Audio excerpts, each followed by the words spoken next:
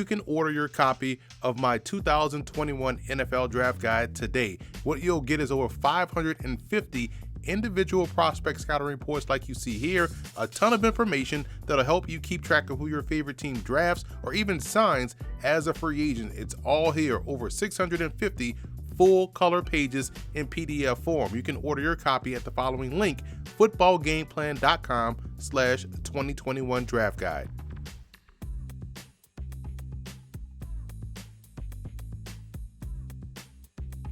Emery Hunt, the czar of the playbook here with Football Game Plan Scouting, and you know what that means. The NFL Draft and CFL Draft for 2021 is rapidly approaching, and it's time to get into our prospect rankings for this year's draft class. And before we get started, let's take a look at what the grades that you'll see by the prospects actually mean.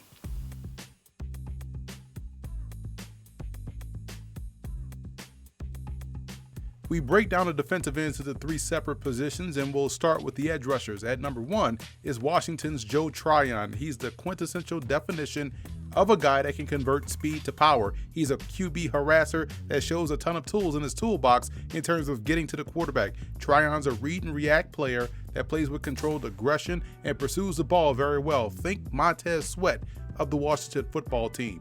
Ronnie Perkins of Oklahoma has a one-arm stab that can help an offensive tackle change positions. He's got very good contact strength and is able to power through contact by an offensive lineman en route to the backfield. He reminds me a lot of TJ Watt of the Pittsburgh Steelers. And at number 3 is Cameron Sample out of Tulane. His game is very similar to that of Melvin Ingram. Sample plays with a really good base and is always playing with great pad level. He's got good eyes and awareness for the position, showing the ability to play anywhere up front along the defensive line. He's also coming off a strong week of work at the Reese's Senior Bowl. Looking at the rest of the top 10, and you talk about some Senior Bowl guys who definitely raised some eyebrows as well as their stocks in the process. Carlos Basham Jr. out of Wake Forest, Quincy Roche from Miami, Dalen Hayes out of Notre Dame, and Teron Jackson from Coastal Carolina are those who definitely fit that description. Chris Rumpf II out of Duke has an explosive first step that puts an offensive lineman in a bind right off the ball. His great acceleration to the QB and to the ball carrier just highlights his fluid athleticism. I like how he's able to use his hands completely to defeat those cut blocks, and the upside potential is there for him because of his athleticism and his skill set. It'll be interesting to see how Gregory Rousseau out of Miami continues to develop as a pro. The flashes were there at times at Miami, but you want to see if he'll be able to continue to build on them and become much more consistent as he moves on to the NFL game. Jason Away out of Penn State is a good athlete and has good speed for the position. He can really run, and it shows up consistently when he's in pursuit of the ball carrier. I think his football awareness is solid along the line of scrimmage as he stays assignment sound as well when he's stringing out those perimeter run plays. Looking at the rest of the prospects 11 through 20, and Joseph Asai out of Texas is very similar to that of Away in being a long, athletic, bendy edge guy, and I'm a big fan of Jaquan Bailey out of Iowa State. Dude just has multiple ways to get to the backfield and find his way to the quarterback. And how good was that Tulane Green Wave defensive line as Patrick Johnson finds his way onto this list? He's one of the stronger point of attack players of the edge rushers. If he can't collapse a pocket from the outside, he'll maintain the line of scrimmage and be in position to make a play at the point of attack. And rounding out our edge rusher group with prospects 21 through 24, Georgia Southern's Raymond Johnson III was yet another strong defensive line prospect coming from the Sun Belt Conference this year. He was the Eagles' most consistent player on that side of the ball. Moving on to the 5-tech 4-hour defensive ends, and Marcus Spencer of Mississippi State graded out as the top in the class. He's a fluid athlete for a 300-pounder. You constantly see him getting up and down the line in pursuit, zone drop during zone blitzes, and close on a quarterback rather well. He grew into a defensive lineman from a linebacker, but the athletic traits definitely did not disappear in doing so. And it's not as big of a group as years previous in my opinion, but the talent is definitely there to help out your football team. Elijah Ponder of Cincinnati could potentially be a really good, solid sub-package player at the next level. He can legitimately play anywhere across the defensive line, and with his quickness, he seems to always find himself around the action up front. And finally, we move on to guys that I deem as 4-3 defensive ends, and Jalen Phillips out of Miami tops the list as our number one guy. He plays the point of attack game very well.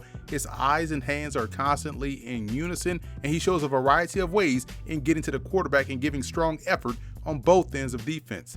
Peyton Turner from Houston is legit chaos on wheels. His motor is on the entire game, and the pedal is always mashed through the floor. He's able to rush from either side as well as on the interior. He can give a team a lot of versatility up front in some sort of NASCAR package. He converts speed to power rather well and does not like to stay blocked at all.